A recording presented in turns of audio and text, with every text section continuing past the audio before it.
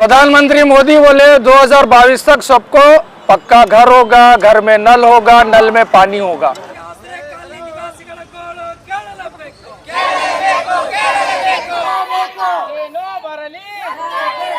जो लोग 15 साल से वहां पे रह रहे हैं, इनको इनका हक पत्र नहीं दिया जा रहा है। क्यों नहीं दिया जा रहा है?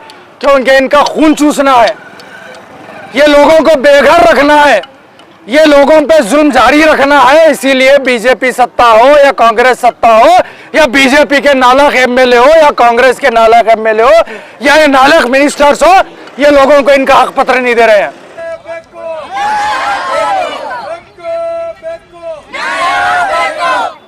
एक माफिया बिठा के रखे हैं गरीबों को डरा के पैसे वसूल करने का।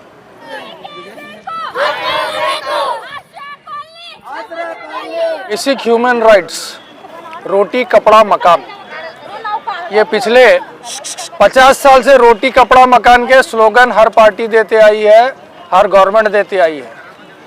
लेकिन आज पिछले 15 साल से, करीब 15 साल से आश्रय कॉलोनी केसरटगी के लोग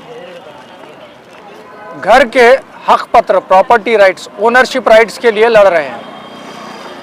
पिछले 15 साल में 2 बार बीजेपी गवर्नमेंट आ गई, 2 बार कांग्रेस गवर्नमेंट आ गई, लेकिन किसी को घर का डॉक्यूमेंट्स नहीं मिला।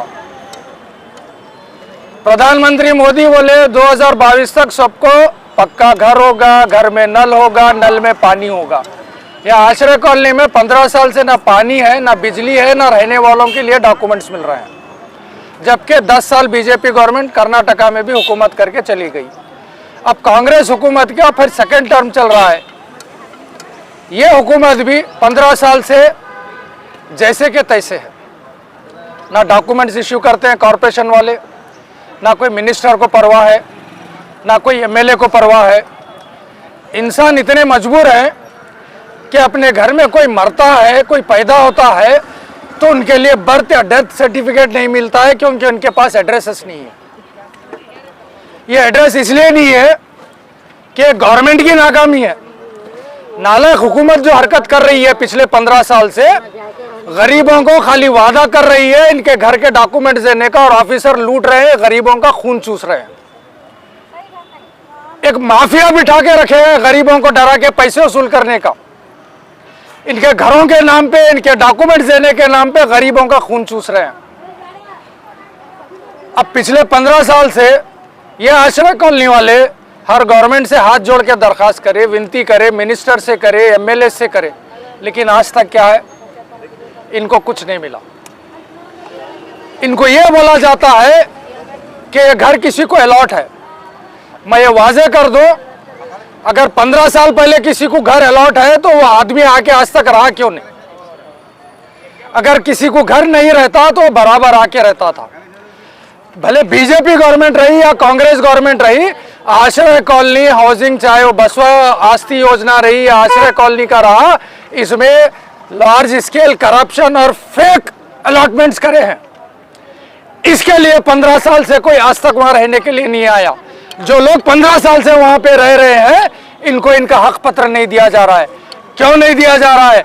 क्योंकि इनका खून चूसना है, ये लोगों को बेघर रखना है, ये लोगों पे जुल्म जारी रखना है। इसीलिए बीजेपी सत्ता हो या कांग्रेस सत्ता हो, या बीजेपी के नालायक एमएलए हो या कांग्रेस के नालायक एमएलए हो या ये नालायक मिनिस्टर्स हो, ये लोगों को इनका हक पत्र नहीं दे रहे हैं। अगर ये लोगों को हक पत्र नहीं मिलेगा तो हम यहां से ऐलान करते हैं कि फिर यहां से भूख हड़ताल होगी, आजीवन मरने तक सत्याग्रह पे बैठेंगे। अगर हमारे डिस्ट्रिक्ट इंचार्ज मिनिस्टर के कान में यह बात जाती है, हाउसिंग मिनिस्टर के कान में, सिद्धरामैया साहब सीएम के कान में बात जाती है, तो वो बात सुन ले। Housing is a basic human right. ये लोगों को हक पत्र नहीं देना इनका ह्यूमन राइट्स वायलेशन है।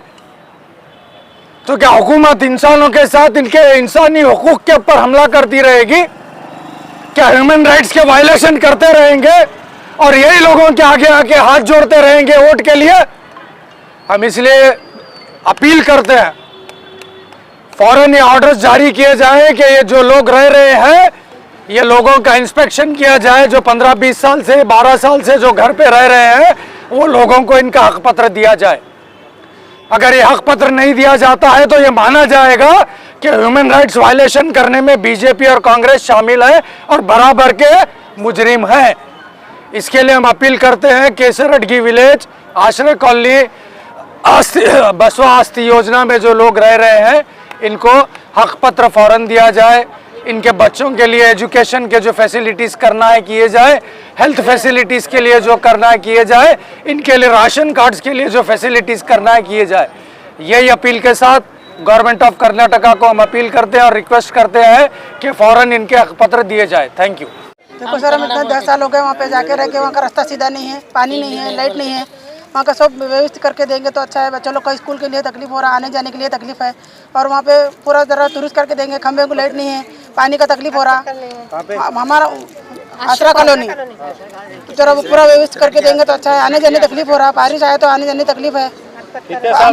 हम 10-12 साल हुआ सर वहीं पे है, आने जाने की तकलीफ हो रहा है। हमको वहाँ का रास्ता सीधा करके दीजिए और खंबे को लाइट नहीं है, लाइट का व्यवस्थित करके दीजिए। पानी का तकलीफ है, उतना सब अच्छा सा हिसाब ये करके देंगे तो बहुत बेहतर रहेगा।